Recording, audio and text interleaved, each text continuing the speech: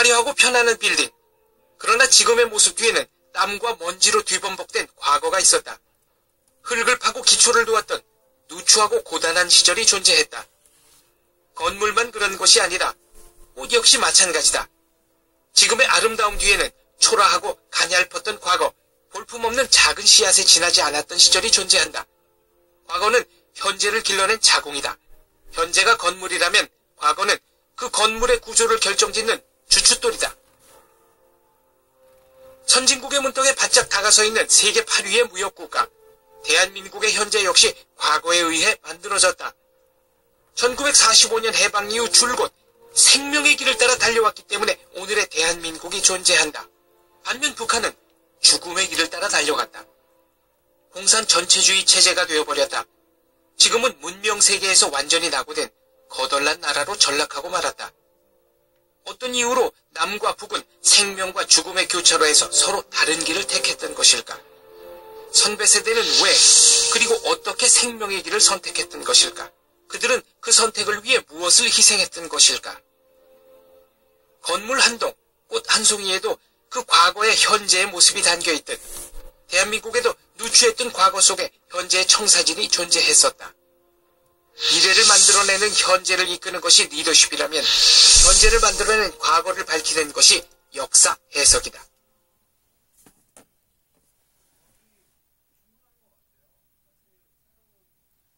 그런데 대한민국은 친일파가 만들었을 뿐 아니라 줄곧 친일파들이 다스려왔다고 주장하는 역사 동영상물이 나왔다.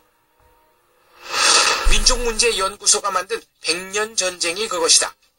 친일파에 대한 전쟁이 100년 동안 이어져 왔다는 뜻을 가진 100년 전쟁. 제목부터 으스스하다. 100년 전쟁은 대한민국을 친일파의 나라로 그려내기 위해 건국 대통령 이승만부터 공격한다. 뿌리부터 썩었다는 식의 주장이다. 100년 전쟁에 따르면 이승만은 친일파일 뿐 아니라 하와이 갱단 두목이란다. 그들의 주장에는 과연 먼지 한 톨만큼의 진실이라도 존재하는 것일까? 100년 전쟁이 이승만을 친일파로 몰아세우기 위해 사용하고 있는 12가지 근거 하나하나 지금부터 살펴보기로 하자.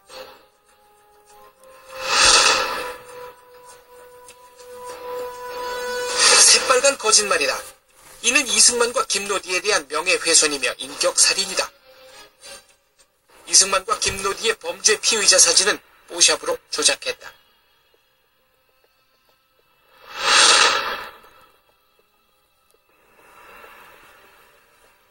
역시 새빨간 거짓말이다.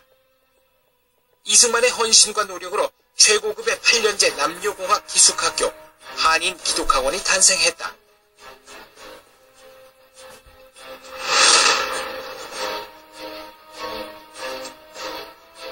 새빨간 거짓말이다. 이승만의 박사학위 논문은 프린스턴 대학교 출판부에 의해 상업 출판되었을 뿐 아니라 60년이 지나서도 세계적인 석학이 인용했던 훌륭한 논문이다.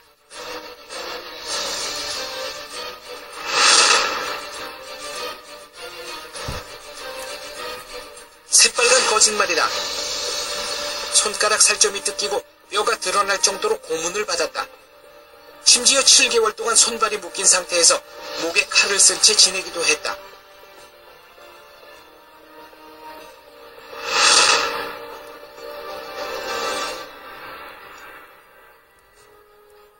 새빨간 거짓말이다. 이승만은 기차표 영수증 한 장까지 꼼꼼히 모으고 기록했다.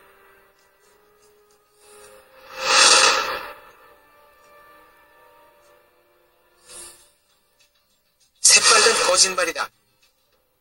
이승만은 자신이 일본 감옥에 갔었다고 허풍 떨었던 적이 없다.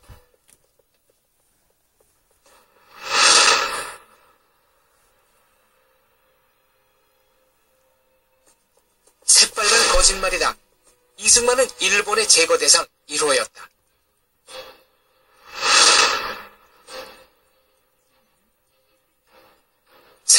거짓말이다. 이승만은 마지막 순간까지 김구와 함께 대한민국을 건국하고자 했다.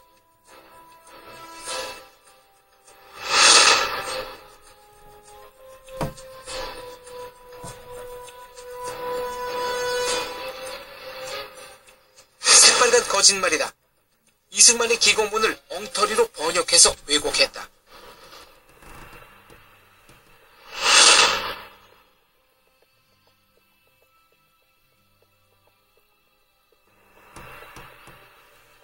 새빨간 거짓말이다.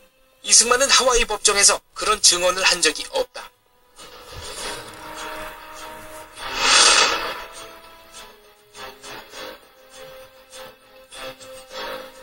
새빨간 거짓말이다. 메가더는 젊은 시절부터 이승만을 정신적 스승으로 따랐다.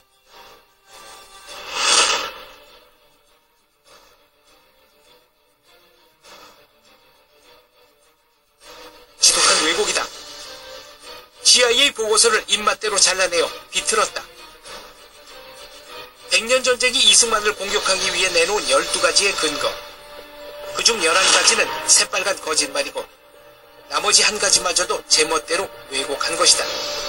이런 저질 동영상이 인터넷에서 무려 200만 조회를 일으키며 우리 기억 속에서 대한민국에 대한 과거를 완전히 뭉개버렸다. 이 같은 동영상이 범람한다면 우리는 차츰 과거도 뿌리도 없는 기괴한 존재로 변해가고 말 것이다.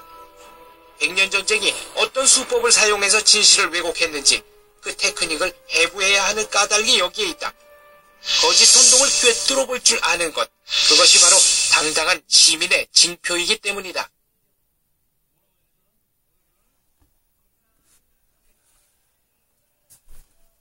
잠깐! 백년전쟁! 상영중지!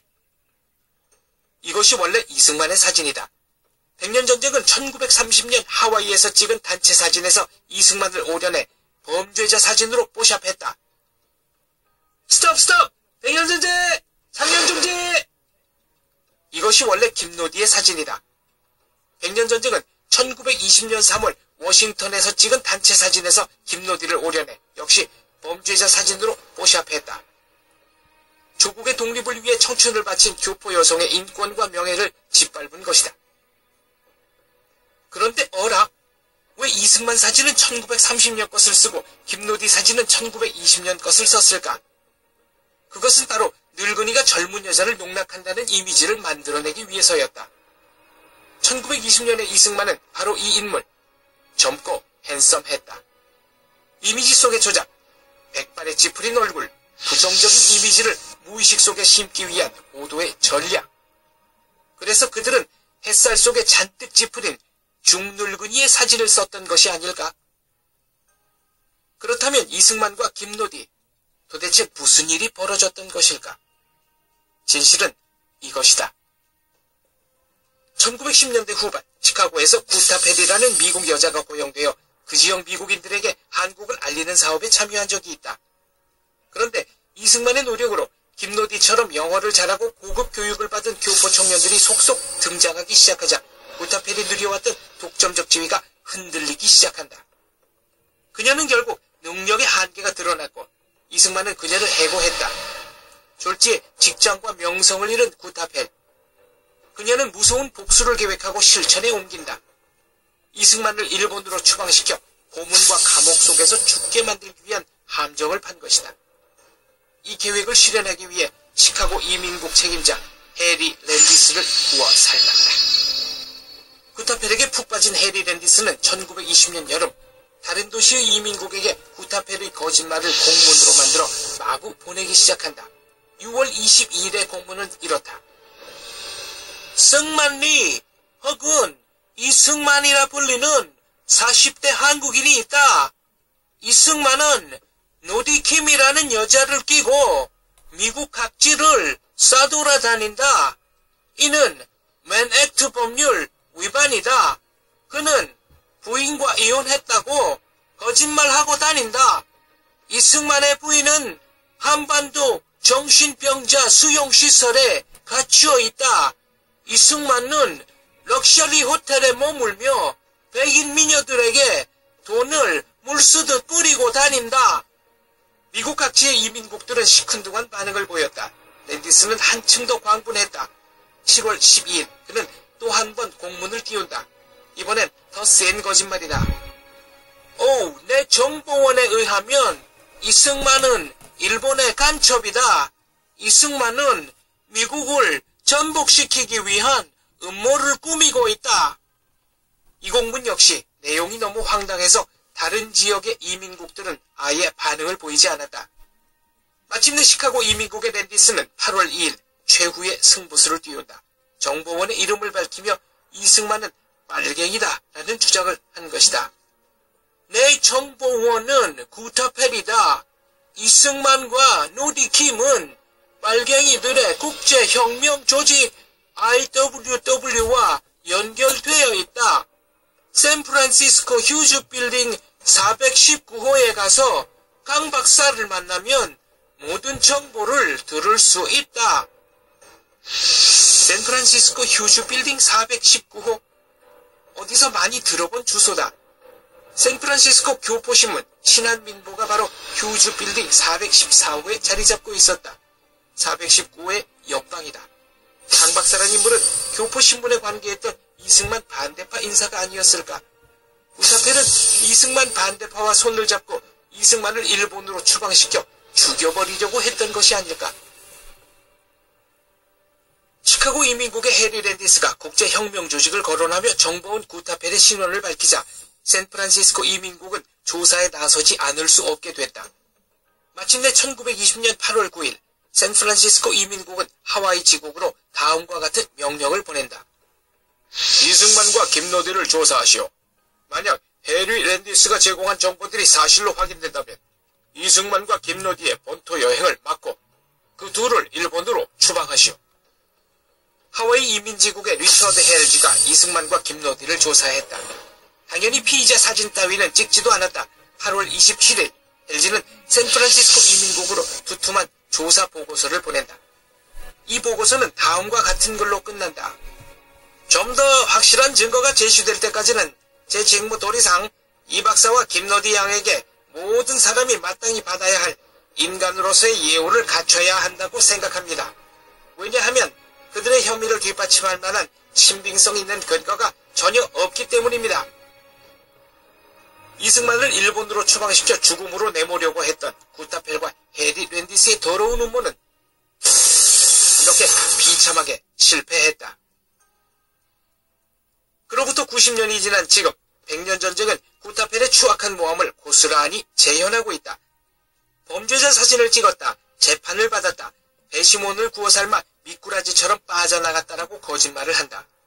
그런데 이 저질 동영상에 전 국사편찬위원장 이만열, 성균관대 교수 서중석, 이화여대 교수 정병준, 상명대 교수 주진호 같은 국사학계 중진들이 인터뷰를 제공했다는 점이 더 충격적이다.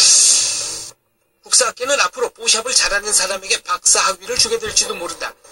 뽀샵을 사용해서 과거를 뭉개버리는 짓을 부추기고 역성드는 국사학자들.